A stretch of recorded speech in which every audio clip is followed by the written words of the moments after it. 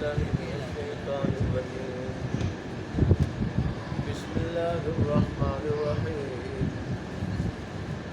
النار يعرضون عليها غدوا وعشيا ويوم تقوم الساعة أدخلوا آل فرعون أشد العذاب وإذ يتحاجون في النار فيقول الضعفاء للذين استكبروا إنا كنا لكم تبعا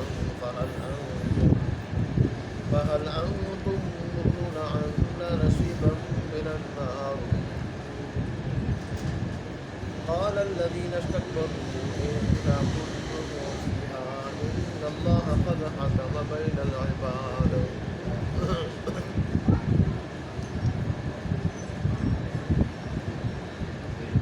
وقال الذين في النار لخزنة جهنم ادعوا ربكم يخفف عنا يوما من العذاب. قالوا أولم تك تأتيكم رسلكم بالبينات قالوا بلى قالوا فادعوا وما دعاء الكافرين إلا في ضلال. صدق الله مولانا العظيم.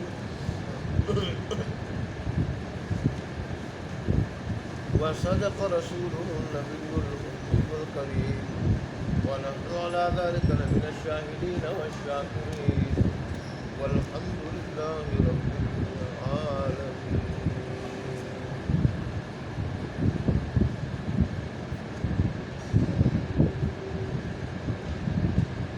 اللہ اکبر.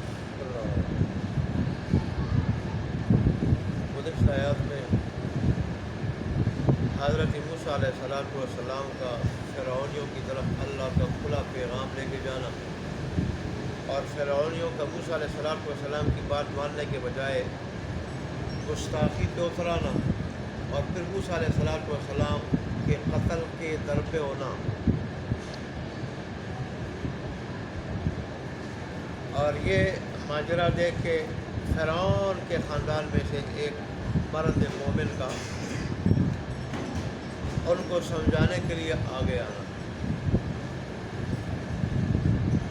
اور ان کو یہ بات سمجھانا کہ اللہ کے نبی کی مخالفت نہ کرو، تکلیف مت پہنچاؤ اور خاص کر ان کا جو قتل کا منصوبہ ہے اس سے باز آ جاؤ، نہیں تو پھر اللہ کی پکڑ آئے گی، تمہاری حکومت تمہیں نہیں بچا سکے گی، تمہارا یہ نشہ اتر جائے گا لیکن پھر پانی سر سے پھر چکا ہوگا، پھر ہاتھ کچھ ہو جائے گا. لہذا میں یہ جو کچھ تمہیں کہہ رہا ہوں یہ تمہیں آگے جا کے اس کو یاد کرو گے، یاد آئے گا کہ آدمی صحیح کہہ رہا تھا کہ اللہ کے نبی کو مت چھیڑو، اپنی دولت، مال، سرداری، بادشاہت، دنیاوی مناصب، شان شوکت کے نشے میں آ کے گستاخی مت اتراؤ، اللہ کے نبی کو مت چھیڑو، ان کی گستاخی مت کرو اور خاص کر ان کے قتل کے در پہ مت ہو. یاد کرو گے اس کو لیکن پھر اس وقت ہاتھ اس لیے میں جو تمہیں کہہ رہا ہوں ابھی مان جاؤ، تمہارا فائدہ ہے، نہیں تو پھر پچھتانے سے کچھ نہیں ہوگا. اور جہاں تک میرا معاملہ ہے میں اپنا معاملہ اللہ کے سپرد کرتا ہوں، اس لیے کہ اللہ کی نگاہ میں یہ سارے کے سارے اس کے بندے ہیں. تو اللہ تبارک و تعالیٰ نے فرعون اور فرعون کے حواریوں کی جتنی اس مرد مومن کو موسیٰ علیہ السلام کو تکلیف پہنچانے کے منصوبے تھے، تدبیریں تھیں، ان سارے منصوبوں کو ناکام بنایا، تدبیروں کو ناکام بنایا اور الٹا اللہ تبارک و تعالیٰ کی طرف سے برے عذاب نے پورے کے پورے آل خاندان کو گھیر لیا اور اس طرح وہ تباہی کے گڑھے میں جا گئے.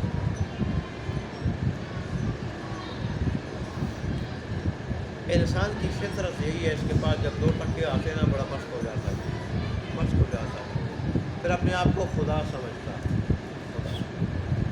پھر اس میں کڑپیشی بڑھی جاتی ہے، اس میں تکبر بڑھا جاتا ہے، غرور بڑھا جاتا ہے اور یہ پھر اپنے آپ کو خدا سمجھنے لگتا ہے، اور پھر جب سے یہ اپنے آپ کو خدا سمجھنے لگتا ہے تو وہاں سے اللہ اس کو رسوا اور ذلیل کر دیتا ہے اللہ تبارک۔ قرآن بڑا پڑا ہے، ایسے قرآن بڑا پڑا۔ کسی کے پاس کچھ ہو، اللہ کا فضل سمجھتے ہوئے، اللہ کی نعمت سمجھتے ہوئے، اللہ کا دیا سمجھتے ہوئے اللہ کا لاکھ لاکھ شکر ادا کرے، لاکھ لاکھ اللہ کا، اور اللہ نے جو اس میں حقوق رکھے ہیں حقوق، وہ سارے حقوق ادا کرے، عاجزی کا مظاہرہ کرے، اور اس سے آخرت بنانے کی کوشش کرے۔ آخرت یہ نہ ہو کہ فرعون، قارون، حامان کی طرح اس پہ مگن ہو کے غرور و تکبر میں آ کے غریبوں پہ ظلم و ستم ڈھائے، جن کی آہ اوپر پہنچی ہے، عرش معلیٰ کو آہ پہنچی ہے، اور آخرت سے غفلت ہو جائے، اس کے حقوق نہ ادا کرے، اللہ کے باغی بن جائے، شکر ادا کرنے کے بجائے باغی بن جائے، آخرت کو فراموش کر دے اور اس مال کو اللہ کی بغاوت میں استعمال کرے، شراب میں، کباب میں، غلط رسم و رواج میں، غلط رسم و رواج، اسراف میں، اس مال کو ضائع کرنے میں تو ظاہر ہے ایسے لوگوں کی پھر دنیا بھی برباد ہوتی ہے، آخرت بھی برباد ہوتی ہے۔ ہمارے پاس جان بھی اپنی نہیں، ہمارے پاس مال بھی اپنا نہیں، جو کچھ ہے اس کا دیا ہوا، اور ہر ایک کی پوچھ ہوگی، جان کی بھی پوچھ ہوگی۔ خودکشی کیوں حرام ہے؟ اور جو خودکشی کرے پھر قبر میں بھی ایسے ہی خودکشی کرتا رہے گا، اور جہنم میں بھی اور سزاؤں کے ساتھ خودکشی کرتا رہے گا۔ وہ وجہ اللہ کی امانت جو اس کے پاس جان کی شکل میں تھی، وہ اللہ تبارک و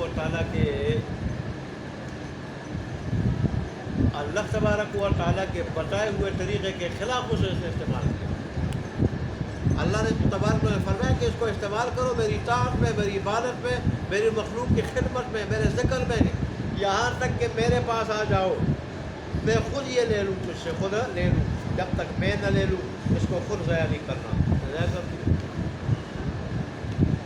ایسا ہی مال، یہ بھی اللہ کی امانت ہے۔ کیا کیا بتائے آدمی۔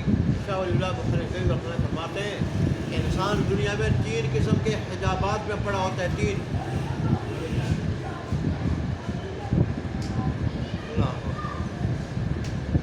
ایک حجاب طبع میں، انسان کا جو مزاج اور طبیعت ہے نا، جب تک اس کی رہنمائی وحی سے نہ ہو جائے، وحی سے، تو طبیعت اور مزاج جو ہے یہ بھی رب سے دور کرنے والی دنیا میں آ کے۔ اصل اللہ نے تو طبیعت اور فطرت اس کی ایسی بنائی کہ جو اللہ کی اطاعت کرنے والی ہو، لیکن دنیا میں اس کا آ کے اس کا مزاج بگڑ جاتا، تو پھر اس بگڑے ہوئے مزاج کے پیچھے جب یہ چلتا ہے، وہی کی رہنمائی نہ ہو، دین سے یہ دور ہو، پھر کیا کرتا ہے؟ یہ کہتا ہے کہ دنیا میں رہنے کا مقصد اچھا کھانا، اچھا پینا، اچھی رہائش، اچھی سواری، یہ دنیاوی زندگی کا مقصد ہے۔ وہ جس طریقے سے بھی ہو یہ آنا چاہیے بس، منہ کا ذائقہ اچھا رہے، ٹیسٹ اچھا رہے، اور رہائش اچھی ہو، اور گھومنے پھرنے کے لیے سواری ہو، جہاں سے بھی آئے۔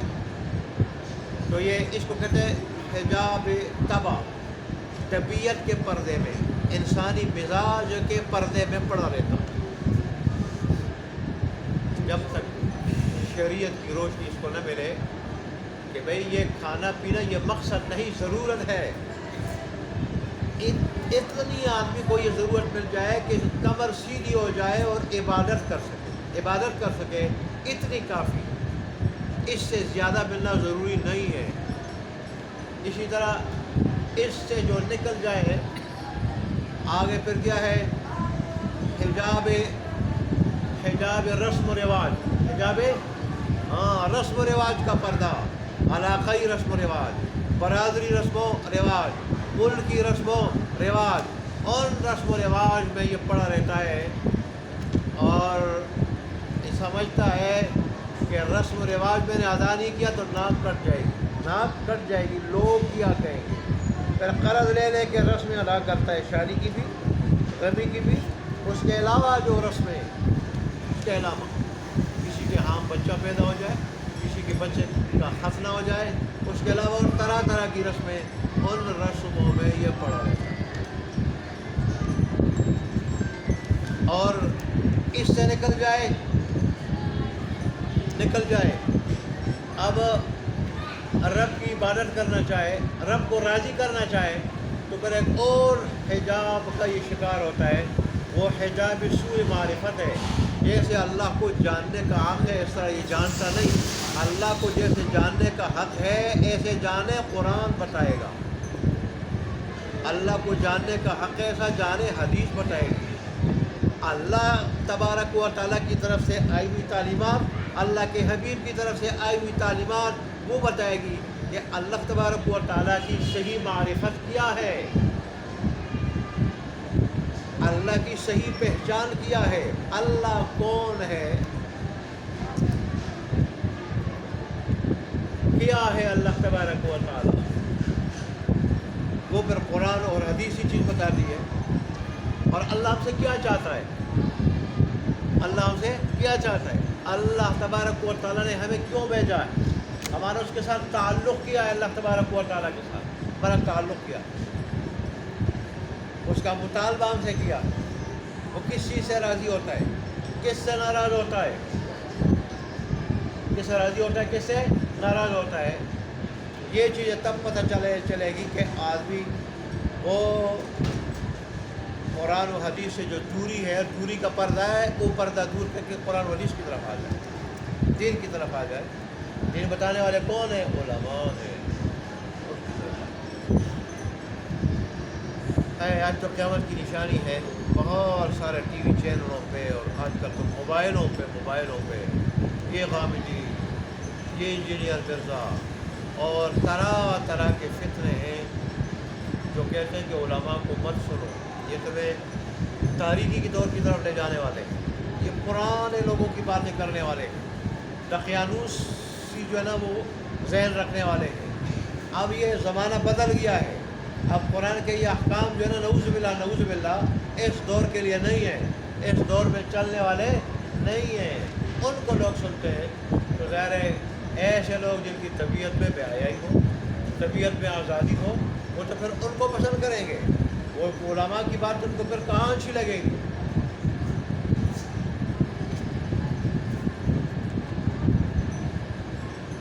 بہرحال یہ 3 پردے ہوتے ہیں انسان پہ پڑے، ان سے انسان ان تینوں میں سے کسی نہ کسی پردے میں پڑا رہتا ہے۔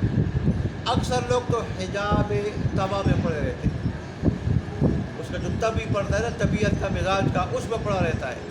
اکثر انسان اس میں پڑے رہتے ہیں اور پھر وہ سمجھتے ہیں کہ دنیاوی زندگی نام ہے کس کا، اچھے کھانے پینے اور سواری اور بنگلے اور ان چیزوں، کماؤ جہاں سے بھی آئے، سود ہو، رشوت ہو، جہاں بھی ہو تمہاری چیزیں اچھی ہو جائے، اس سے جو نکل جائے تو آگے رسم و رواج کے پردے میں آ جاتے ہیں، رسم و رواج کے پردے میں اس کے شکار ہو جاتے ہیں، اس سے نکل جائے تو سوء معرفت، اللہ کو جیسے پہچاننے کا حق، اس طرح نہ پہچاننے کے پردے میں آ جاتے ہیں، قرآن سے دور ہو جاتے ہیں۔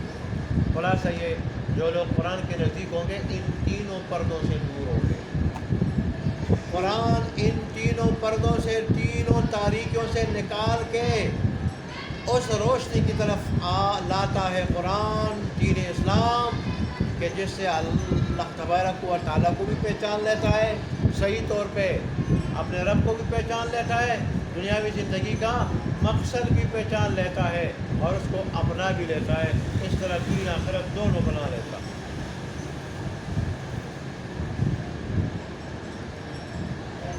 بہرحال آج کی آیات میں تو فرعونیوں کا عالم برزخ میں جو کچھ ہو رہا ہے اس کا ذکر کیا ہے۔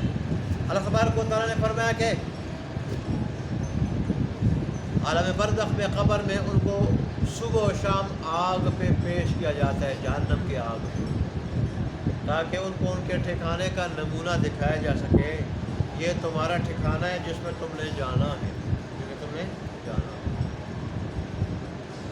اور اس کے تم نے کیا ہونا ہے، شکار ہونا ہے۔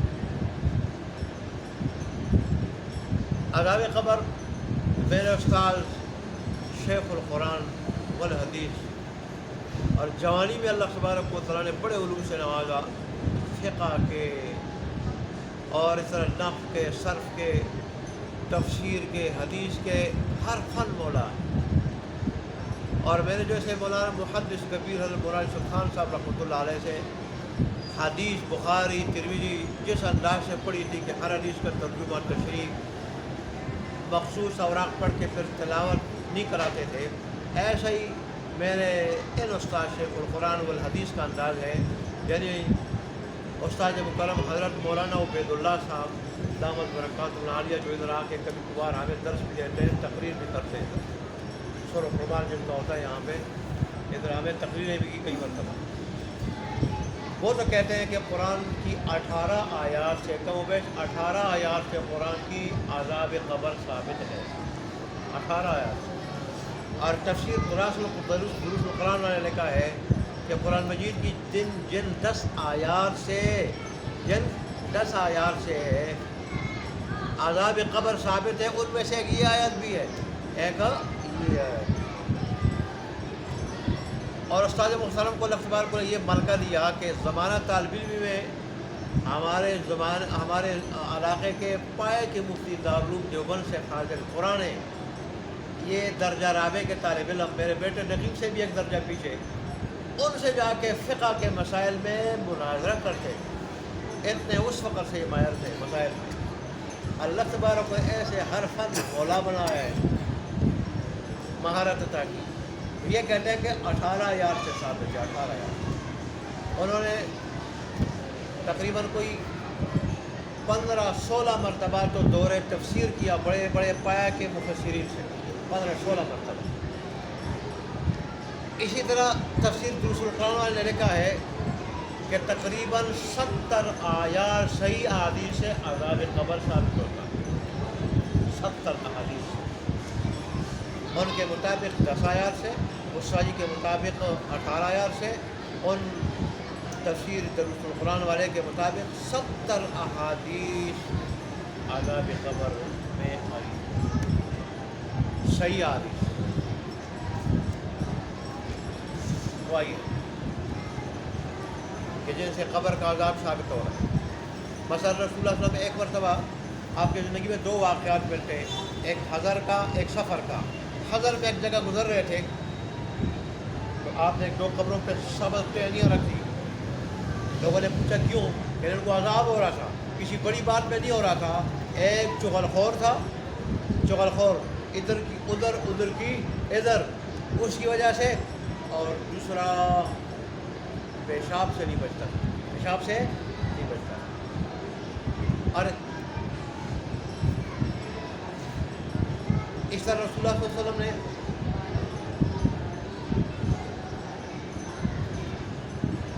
ارشاد فرمایا کہ تم پیشاب کے قطروں سے اپنے آپ کو بچاؤ، چھینٹوں سے اپنے آپ کو بچاؤ، کیونکہ عام طور پر عذاب قبر اسی سے ہوتا ہے۔ ٹھیک ہے، اس سفر کے دوران ایک مرتبہ آپ جا رہے تھے اور جابر کو حکم دیا کہ اس جگہ بھی ٹیلی رکھ دو، قبر پہ اس جگہ ٹیلی رکھ دو۔ اللہ کی پیارے رسول کیوں؟ کہا ان دونوں کو عذاب ہو رہا ہے اور میں اللہ تبارک و تعالیٰ سے سفارش کروں گا کہ اللہ ان کے عذاب میں تخفیف کرو، عذاب میں حدیث سے ثابت ہو رہا ہے، ایسے ثابت ہو رہا ہے کہ عذاب قبر پر حق ہے۔ یہی وجہ ہے اہل سنت اور جماعت کے نزدیک عذاب قبر برحق ہے۔ اس کا جو سری انکار کرتا ہے، سری بغیر تعویل کے، تو وہ کافر ہے، وہ کافر ہے۔ اور جو تعویل کے ساتھ انکار کرتا ہے بدعتی ہے، تعویل کے ساتھ انکار کرتا ہے، تعویل کرتا ہے اور انکار کرتا ہے تو وہ بدعتی ہے۔ ٹھیک،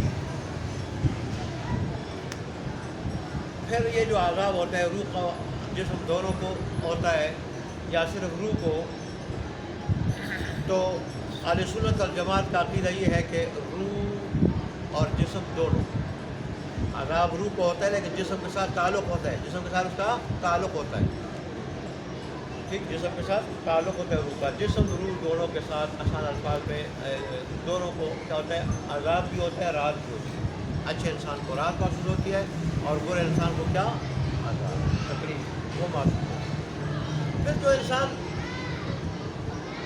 समंदर में गर्क हो जाएं और वहाँ मछलियाँ खा जाएं उसको, या दरिंदे खा जाएं जिसको, या जो जल जाए, राख हो जाए, उसका जिस्म, उसके जिस्म के साथ रूह का ताल्लुक़ होके, मुताल्लिक़ होके कैसे फिर अज़ाब होगा वहाँ जिस्म को, मतलब जिस्म नहीं है। तो उलमा लिखते हैं कि इंसानी जिस्म के अंदर एक जगह है दुमची, उसको कहते हैं दुमची। ये इंसान जो भी हो जाए, जल जाए, दरिंदे खा जाए, जो मर्जी हो जाए, खाक हो जाए, ये जगह ख़त्म नहीं होगी। और क़यामत के दिन भी इसी से इंसान को खड़ा किया जाएगा, इसी से। और वहाँ अज़ाब और राहत का ताल्लुक़ भी उस हिस्से के साथ होता है, इस हिस्से के साथ। और उसकी वजह से पूरा जिस्म जो है तकलीफ़ या राहत महसूस करता है। जैसे देखें, उंगली अगर कट हो जाए, कट जाए उंगली अगर कट जाए तो सारे जिस्म में उसकी तकलीफ़ महसूस होती है या नहीं होती? वो जले, सारा जिस्म महसूस करे, दर्द करे, सारा जिस्म महसूस करे। तो ऐसे ही अगर राहत उस हिस्से को हो, राहत या तकलीफ़, तो सारा जिस्म जो है राहत या तकलीफ़ महसूस करेगा।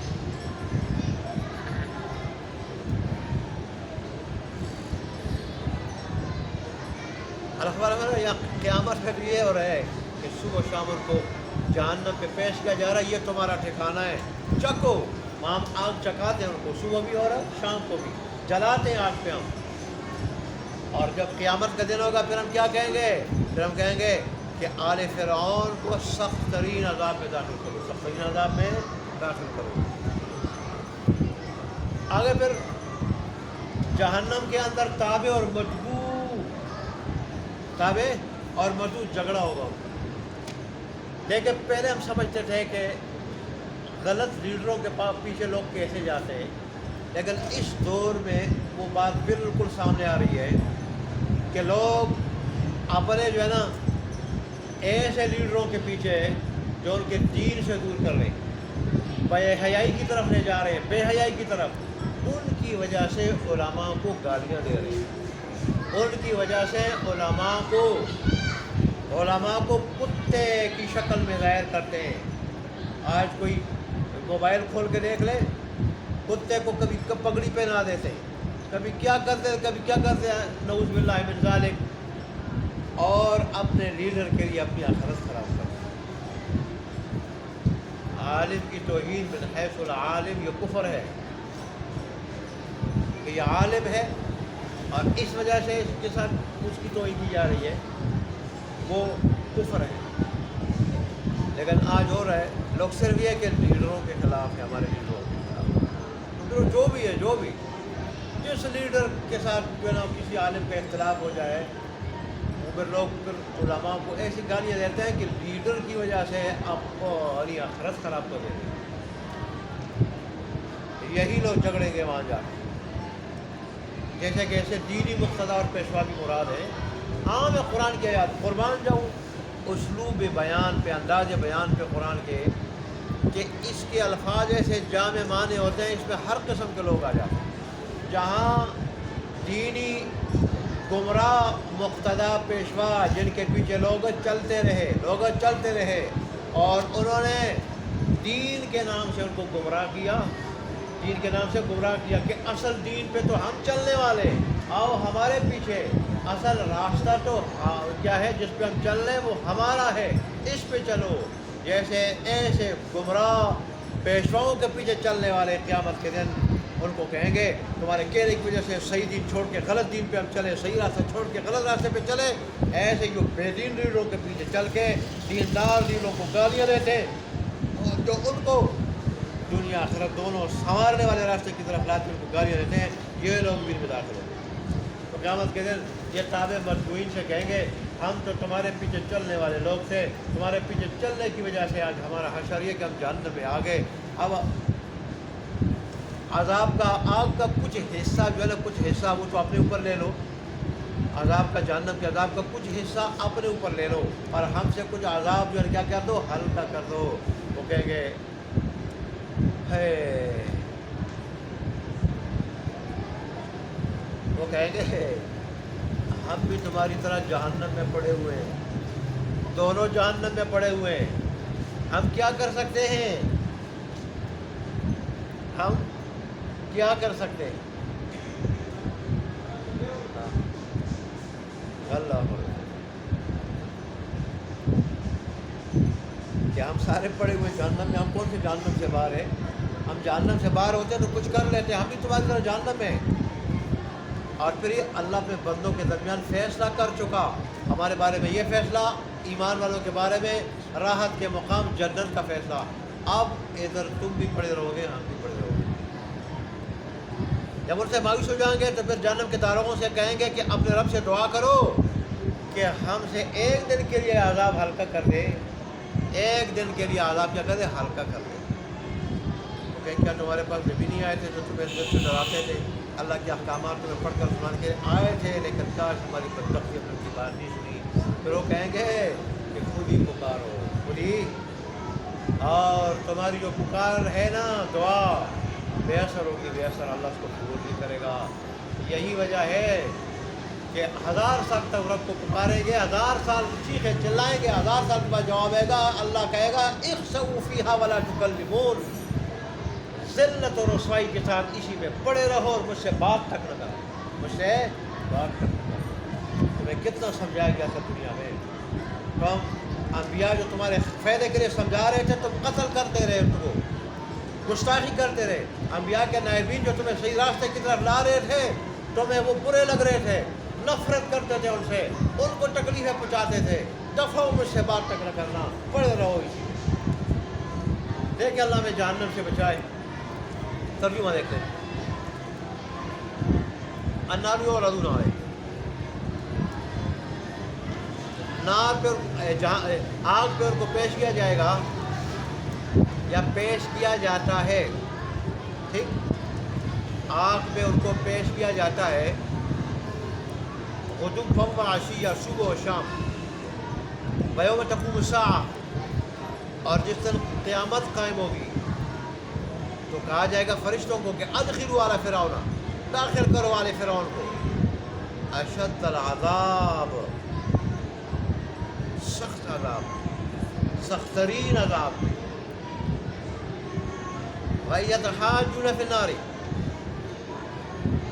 اور جب اس قسم کے کافر، مشرک، متکبر، مغرور جھگڑیں گے جہنم کی آگ میں، فَيَقُولُ الضُّعَفَاءُ، تو کہیں گے کمزور، تابع، لِلَّذِينَ اسْتَكْبَرُوا، ان لوگوں سے جنہوں نے تکبر کیا، جو اپنے آپ کو بڑا سمجھتے تھے، جو اپنے آپ کو بڑا سمجھتے تھے، اِنَّا كُنَّا لَكُمْ تَبَعًا، بے شک تھے ہم تمہارے واسطے تابع، بے شک تھے ہم تمہارے تابع، تمہارے پیچھے چلنے والے تھے۔ فَهَلْ أَنْتُمْ مُغْنُونَ عَنَّا، کیا ہو تم بچانے والے، ٹھیک، عنا ہمیں یا ہم سے بچانے والے، نصیباً کچھ حصہ، من النار آگ کا، یا آگ کا کچھ حصہ ہم سے بچانے والے ہو، ہٹانے والے ہو۔ قال الذین استکبروا، کہیں گے وہ لوگ جو تکبر کیا، انا کل فیہا، بے شک ہم سارے اسی جہنم میں پڑے ہوئے ہیں، ہم کیا کر سکتے ہیں؟ ان اللہ قد حکم بین العباد، اور بے شک اللہ تبارک و تعالیٰ نے فیصلہ کر دیا اپنے بندوں کے درمیان، ہم ادھر وہ ادھر، اب تم بھی ادھر ہم بھی ادھر۔ وقال الذین فی النار، اور کہیں گے وہ لوگ جو جہنم میں ہوں گے، جہنمی لوگ، لحضرت جہنما، جہنم کے داروں کو، ادعوا ربکم، کہ دعا مانگو اپنے رب سے، یخفف عنا، کہ ہلکا کر دے ہم سے، یومن، ایک دن، من العذاب، عذاب۔ قالو، وہ کہیں گے اولم تک تأتیکم رسلکم، کیا نہیں لائے تمہارے پاس تمہارے رسول، بالبینات، واضح دلائل، واضح دلائل اللہ کی وحدانیت کے، اپنی رسالت، نبوت کے، اور جو دین لایا تھا اس کی حقانیت کے۔ قالو، تو کہیں گے وہ بلا، کیوں نہیں؟ قالو فدعوا، بس وہ کہیں گے بس تم خود ہی پکارو اللہ، وما دعاء الکافرین، اور نہیں ہے پکار اور نہیں ہے دعا کافروں کی، الا فی ضلال، مگر گمراہی میں، یعنی بے اثر، بے بے اثر. اللہ تعالیٰ میں عمل کرنے کی توفیق عطا فرمائے.